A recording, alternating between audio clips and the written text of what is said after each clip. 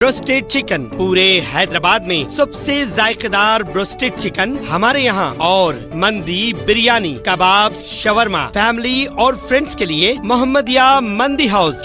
दोस्तों साथियों, मैं मोहम्मद रशीद आप तमाम का इंडिया 18 न्यूज चैनल में खैर मकदम करता हूँ। आइए नजर डालते हैं आज की कुछ खास खबरों पर। और उससे पहले मैं आपसे गुजारिश करूंगा कि अगर आप हमारे चैनल पर नए हैं तो हमारे चैनल को जरूर सब्सक्राइब करें, लाइक करें, कमेंट्स करें ताकि हमें हिम्मत अफजाई हो। देखिए, जब बीजेपी की नेशनल एग्जीक्यूटिव कमेटी की मीटिंग हैदराबाद में हुई थी तो आप तमाम मीडिया के ज़िम्मेदारों ने एक न्यूज़ को कैरी किया था कि भारत के वज़ीर आज़म ने बीजेपी के लोगों से कहा कि पसमानदा मुसलमानों की बात करो। अब बीजेपी की और प्रधानमंत्री की वो बात बिल्कुल झूठ पर बनी थी, वो सच्चाई नहीं थी उसमें, इसलिए कि तेलंगाना में जो रिजर्वेशन मिल रहा है BCE कैटेगरी में, वो मुसलमानों में जो कास्ट हैं उन कास्ट को मिल रहा है।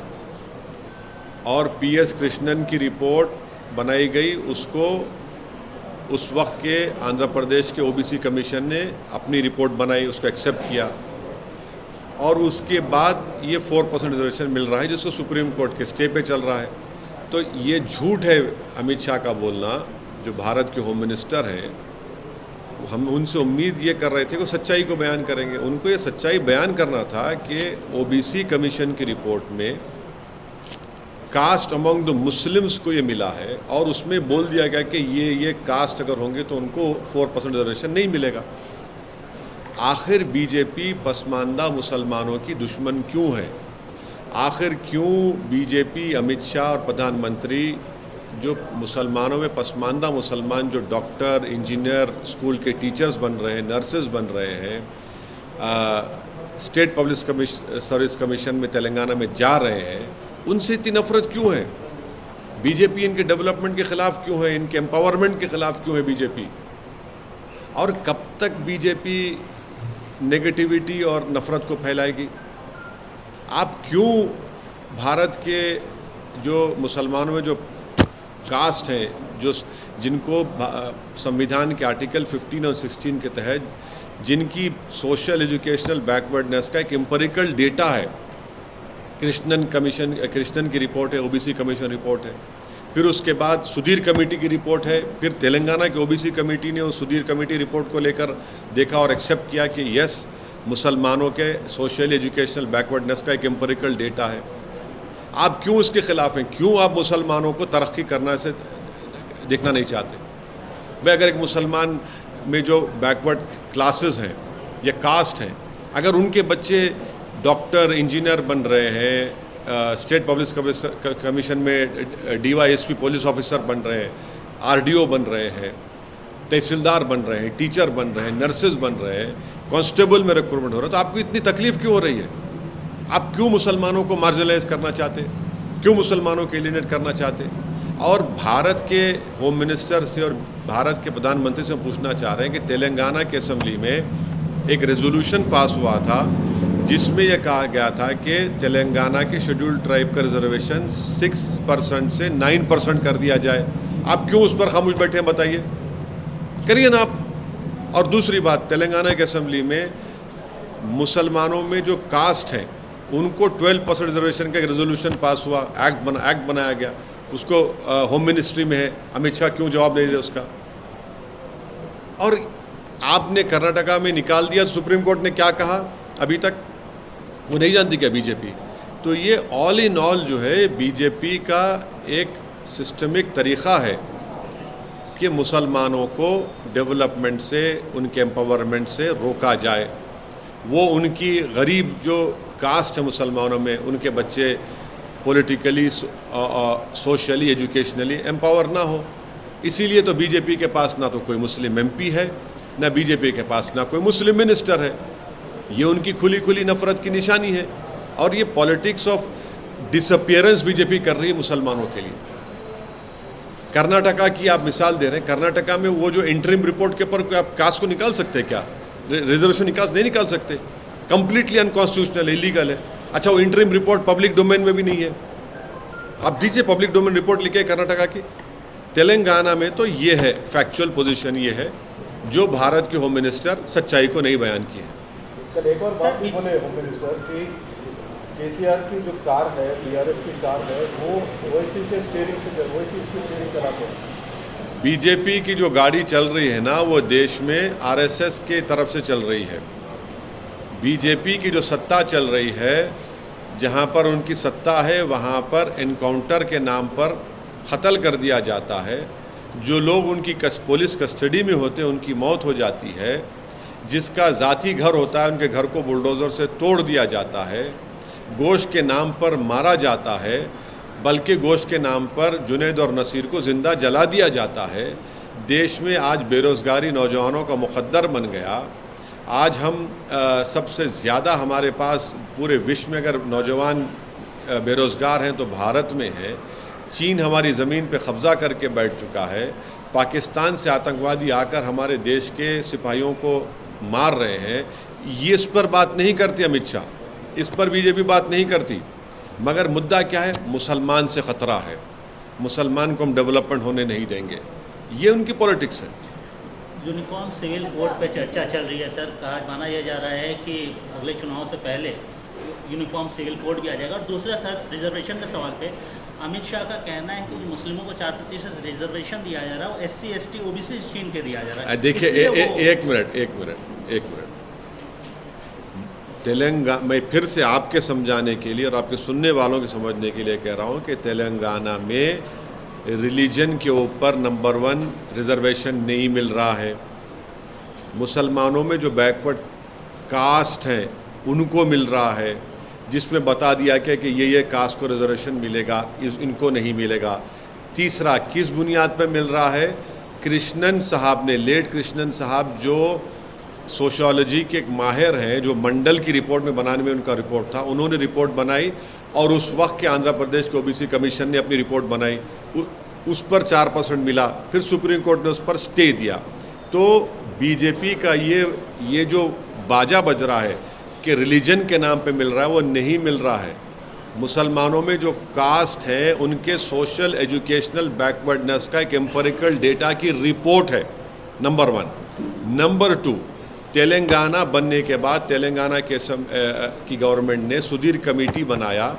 उस सुधीर कमेटी ने मुसलमानों का सोशल एजुकेशनल बैकवर्डनेस की एक एम्पिरिकल डेटा की रिपोर्ट बनाई, जिसको तेलंगाना की BC कमीशन ने और एक रिपोर्ट बनाई, उसको एक्सेप्ट किया और 12% रिजर्वेशन देने के लिए बात की, जिसको तेलंगाना की असेंबली ने इसको एक्ट बनाकर, रेजोल्यूशन बनाकर मिनिस्ट्री ऑफ ऑफिस भिजाया, जहाँ पर अमित शाह साहब मिनिस्टर हैं। तीसरी बात, आप कह रहे हैं कि शेड्यूल ट्राइब का, तेलंगाना की असेंबली में एक रेजोल्यूशन और एक्ट पास करके भारत की सरकार से, यानी मिनिस्ट्री होम अफेयर्स से, सोशल जस्टिस मिनिस्ट्री से ये पूछा गया, बताया गया, डिमांड किया गया कि ये तेलंगाना सरकार का डिमांड है कि शेड्यूल ट्राइब्स का रिजर्वेशन 6 से 9% किया जाए, आप क्यों नहीं करते? आखिरी बात, मोदी सरकार 50% रिजर्वेशन को पार क्यों नहीं करती? ब्रेक करिए इस बैरियर को 50% के। आप इकोनॉमिक वीकर सेक्शन के नाम पर जो भारत की आबादी का 20% हिस्सा है, उनको 10% दे रहे आप। जो भारत की आबादी का 80% हिस्सा है, उनको 50% क्यों दे रहे आप? 50% ब्रेक करिए, बताइए कि आप रिजर्वेशन देना चाह रहे हैं पूरे बैकवर्ड कम्युनिटीज़ को। आपकी मोहब्बत है ही नहीं उनसे। जब चुनाव आता तो आप बताए थे कि मोदी जी OBC हैं। अरे भाई 50% की लिमिट को ब्रेक करिए, पार्लियामेंट में कानून बनाइए। आपके पास 300 MP हैं, ब्रेक करिए। हम डिमांड करते हैं 50% रिजर्वेशन को ब्रीच होना चाहिए। आप सेंसस की रिपोर्ट नहीं लाते OBC की, डरते हैं आप देने के लिए, क्योंकि मालूम हो जाएगा कि OBC का सेंसस कितना है, और जब OBC का सेंसस बढ़ के मालूम हो जाएगा तो आपका पॉलिटिकल पावर आपसे छीन लिया जाएगा। मोदी जी की कैबिनेट में सबसे ज़्यादा अगर मिनिस्टर हैं तो अपर कास्ट के हैं, OBC क्यों नहीं है बताइए? SC क्यों नहीं है बताइए? आप जब खड़े होकर बोलते हैं SC ST की, तो मिनिस्टर क्यों नहीं आपके? ज़्यादा तो अपर कास्ट के लोग हैं मोदी जी कैबिनेट में। सर, यूनिफॉर्म सिविल कोड पे किरण रिजिजू का कहना है कि जल्द ही लाया जाएगा यूनिफॉर्म सिविल। इस देश को यूनिफॉर्म एम्प्लॉयमेंट की ज़रूरत है। इस देश को प्राइस राइज को कंट्रोल करने की ज़रूरत है। इस देश को इन चीज़ों की ज़रूरत है। बेरोज़गारी नौजवानों का मुक़द्दर बनता जा रहा है, आप नहीं करना चाह रहे हैं उस पर। हम कहाँ से कहाँ गिरते जा रहे हैं। हमारे जो पैरामीटर्स हैं तो हम कहाँ से कहाँ गिर रहे हैं। सोशल पैरामीटर्स हैं, हमारे इकनॉमिक पैरामीटर्स हैं, आप देखते जाइए। उसकी ज़रूरत है। यूनिफॉर्म सिविल कोड की इस देश को ज़रूरत नहीं है। यूनिफॉर्म सिविल कोड आपके नाम पर आप मेजॉरिटी कम्युनिटी के कल्चर को प्रोटेक्ट करेंगे और मुझसे मुसलमानों का कल्चर छीन लेंगे आप। जो आर्टिकल 29 के तहत मुझे एक एब्सोल्यूट राइट है संविधान में, आप मेरा कल्चर में से नहीं छीन सकते। एब्सोल्यूट राइट, फंडामेंटल राइट है ये संविधान में। आप कल्चर में नहीं छीन सकते मुझसे। मेरा कल्चर का प्रोटेक्शन है, चाहे मेरे शादी का तरीका हो, चाहे मेरा जो भी हो, मेरा कल्चर का प्रोटेक्शन है 29 के तहत। आप कैसे छीनेंगे मुझसे? आप यूनिफॉर्म सिविल कोड की बात करते हैं और आप लव जिहाद के कानून बनाते हैं। यूनिफॉर्म सिविल कोड की आप बात करते हो और आपको शर्म नहीं है, इस तरह की बात करते हो। आप रिलीजियस कन्वर्जन के कानून को बनाते हैं। यूनिफॉर्म सिविल कोड की आप बात करते हैं और गुजरात में कोई अपना घर नहीं बेच सकता जब तक गवर्नमेंट से परमिशन नहीं लिए। आप यूनिफॉर्म सिविल कोड की बात करते हो और हिमाचल प्रदेश में जाकर कोई एग्रीकल्चर लैंड खरीद नहीं सकता। आप यूनिफॉर्म सिविल कोड की बात कर सकते तो क्या कोई जाके नॉर्थ ईस्ट में उनके कल्चर को छीनेंगे आप? हमने कॉन्स्टिट्यूशन में नॉर्थ ईस्ट के स्टेट्स को उनका कल्चरल प्रोटेक्शन दिया है, आप करेंगे क्या उसको? एक सप्ताह से ज़्यादा हो चुका है सर पूर्व सांसद अतीक अहमद के डेथ का। कहा यह जा रहा है, रिपोर्ट्स ये आ रही हैं कि तीनों शूटर थे इलाहाबाद प्रयागराज जाने से पहले ये लखनऊ गए थे। आपने सवाल खड़े किए हैं, अभी तक आपको जो सवाल आपने उठाया उसका जवाब आपको दिखा? मेरा बोलना यही है कि ये एक टेररिस्ट मॉड्यूल है, टेरर मॉड्यूल है। ये सिर्फ ये ग्रुप नहीं है जो आकर किसी को मर्डर कर दिया पुलिस कस्टडी में। एक टेरर मॉड्यूल है। मैं फिर से कह रहा हूँ कि अगर जो सरकार सत्ता में है दिल्ली में और यूपी में, अगर वो इस टेरर मॉड्यूल को ख़त्म नहीं करेंगे क़ानून के दायरे में रहकर, तो ये और हत्या करेंगे, ये रूल ऑफ लॉ को बर्बाद कर देंगे और लोगों को बर्बाद करेंगे, गोलियां मारेंगे। ये एक टेरर मॉड्यूल है, इनको आप रोकिए, इनको पूरों को पकड़िए।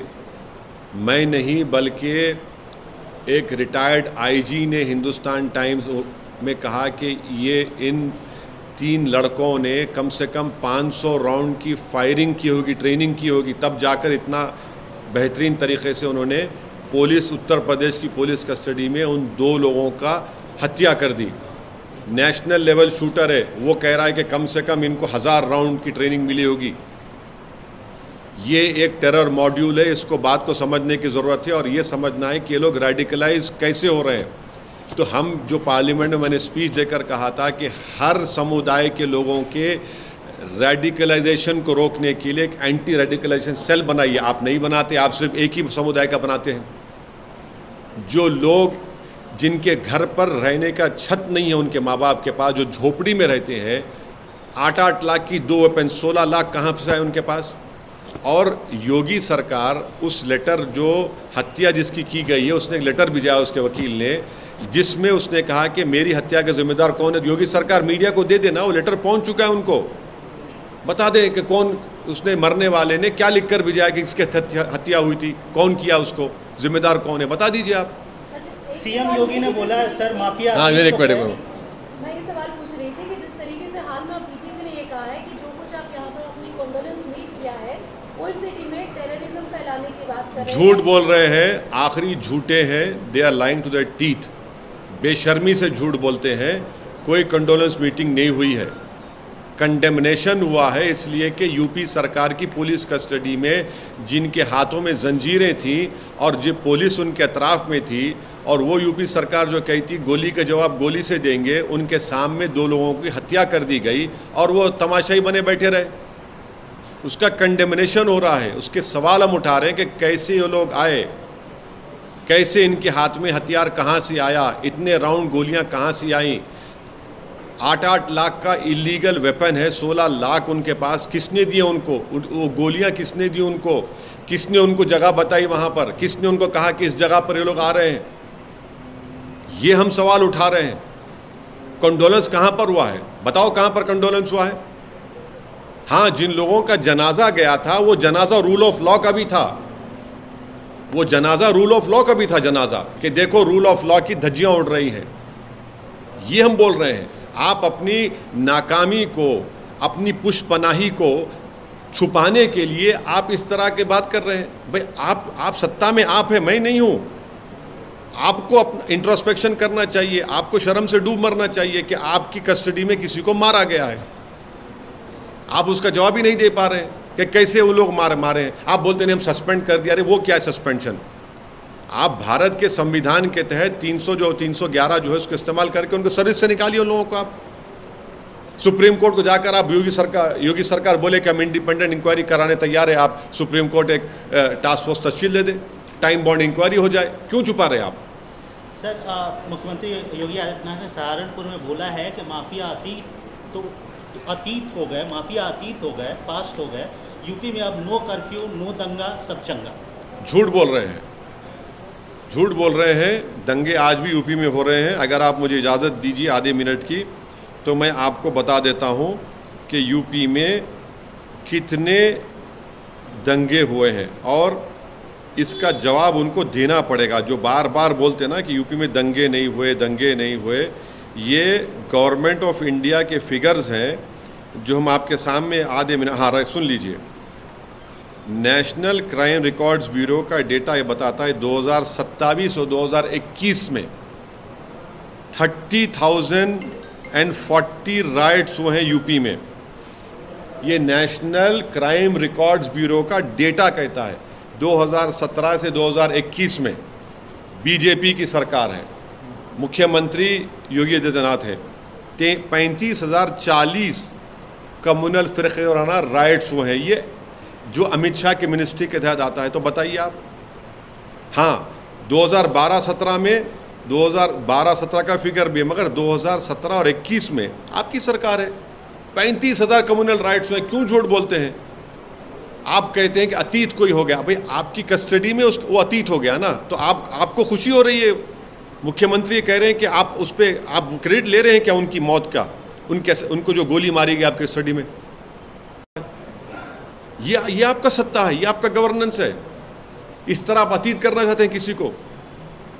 मालेगांव में आप ही के नेता ने कहा है कि 2-4 मुसलमानों को मारकर जो है आप हिंदू देश नहीं बना सकते, हिंदू राष्ट्र नहीं बना सकते। हिंदू राष्ट्र, इन्हें हिंदू राष्ट्र बनाने की बात कौन कर रहा है?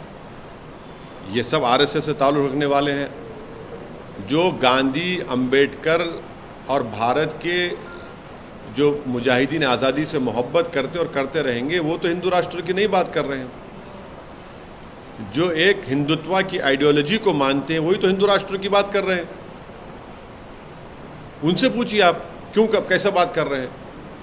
जब तक अंबेडकर का बनाया हुआ संविधान रहेगा, ये देश जो संविधान में हमने कहा कि सेकुलर डेमोक्रेटिक रिपब्लिक रहेगा, जब तक अंबेडकर का बनाया हुआ संविधान रहेगा, इस देश में लड़ाई होगी लिबर्टी, इक्वालिटी, फ्रेटर्निटी और जस्टिस के लिए। आप इस लिबर्टी को, इक्वालिटी को, फ्रेटर्निटी को, जस्टिस को बीजेपी मानती है नहीं मानती? बताइए हमको। नहीं, उनका ये कहना कि 2-4 लोगों की, हाँ 2-4, देखिए मौत तो हुई ना 2 लोगों की, आपकी कस्टडी में हुई, मेरी कस्टडी में तो नहीं हुई ना।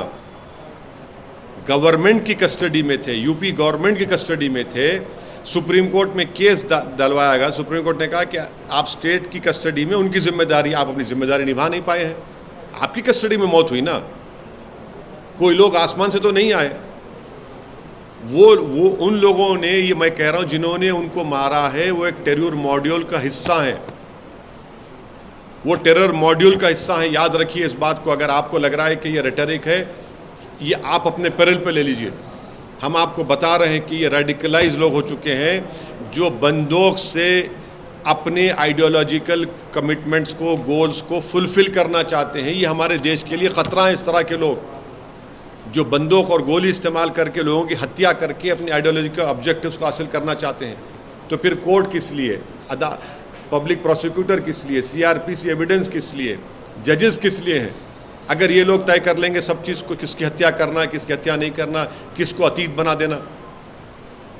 सर नीतीश कुमार बिहार के मुख्यमंत्री हैं, अपोजिशन यूनिटी के मुहिम में जुड़े हुए हैं। ममता बनर्जी से बंगाल में मुलाकात हो रही है, कोलकाता में मुलाकात हो रही है, कहा यह जा रहा है कि समाजवादी पार्टी के चीफ से ही मुलाकात हुई अखिलेश यादव से। आप इस अपोजिशन यूनिटी को कैसे, आपने पहले भी इस पर बात की है, लेकिन फिर से हम जानना चाहेंगे ये जो अब विजिबल एक यूनिटी की मीटिंग दिख रही है, इसको आप कैसे देखते हैं? इब्तदाई इश्क है, देखिए आगे होता है क्या। अभी बहुत से लंबे फासले हैं, हुनूस दिल्ली दूरस्थ है अभी। मतलब अगर आपको बुलाएंगे तो आप जाएंगे? मेरे को कहाँ बुलाएंगे?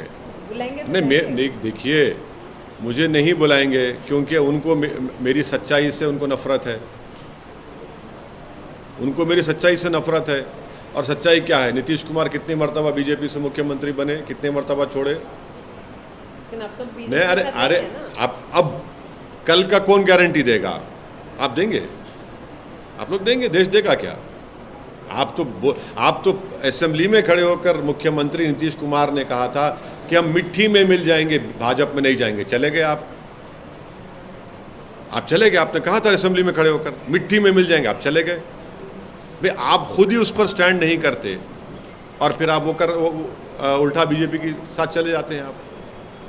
तो देखिए, तो आपको अभी प्रैक्टिकल नहीं लगता सर ये? कांग्रेस एंटी बीजेपी की बात हो रही है और तीसरा संगम ये बन रहा है, तो आप कैसे, आप anti Congress anti BJP anti Congress front बन रहा है, मतलब दोनों के लिए अलग करके एक तीसरा मोर्चा बन रहा है। तीसरा मोर्चा बन रहा है। अब आप अगर आप मतलब तीसरा एक तरीके से यूनिटी बन रही है, तो ऐसे में आप एक तरफ कहते हैं कि आप कांग्रेस में भी नहीं है, भाजपा में भी नहीं है, और दूसरी तरफ कहते हैं कि भाजपा को हराना है तो सबको एकजुटता दिखानी है। तो जब सब एकजुट हो रहे हैं तो आप क्यों उनसे अलग दिख रहे हैं? एक कहाँ हो रहे हैं? एक कहाँ हो रहे हैं? कौन कह रहा है एक हो रहे हैं? मुलाकात हो रही है। हाँ, मुलाकात हो रही है, चाय पीएंगे, बिस्किट खाएंगे, समोसा खाएंगे, घर जाके सो जाएंगे, और क्या होगा? और क्या आप ये कहना चाह रहे हैं कि वो मीटिंग का कोई रिजल्ट? अरे बहुत सी मीटिंग हुई है ऐसी, कितने मरतबा मीटिंग नहीं हुई है? बहुत मरतबा मीटिंग होती। उसके बाद क्या होगा? 24 के बाद क्या होता नहीं मालूम ना, अभी तो 24 बहुत दूर है। लेकिन भाजपा से लड़ना है तो सबको एकजुटता दिखानी है, फिर आप ये कहते हैं तो फिर भाजपा से जब लड़ना है तो चेहरों की बुनियाद पर मोदी से मुकाबला नहीं कर सकते आप। नंबर 1, हम शुरू से मेरा मानना है, अगर आप बोलेंगे ये चेहरा तो मोदी को फ़ायदा हो जाएगा, भाजपा को फ़ायदा हो जाएगा। आपको मुकाबला करना है तो भारत के पार्लियामेंट की हर सांसद की सीट के ऊपर बीजेपी से मुकाबला करना पड़ेगा, तब जाकर कुछ अच्छा नतीजा निकलने की उम्मीद है।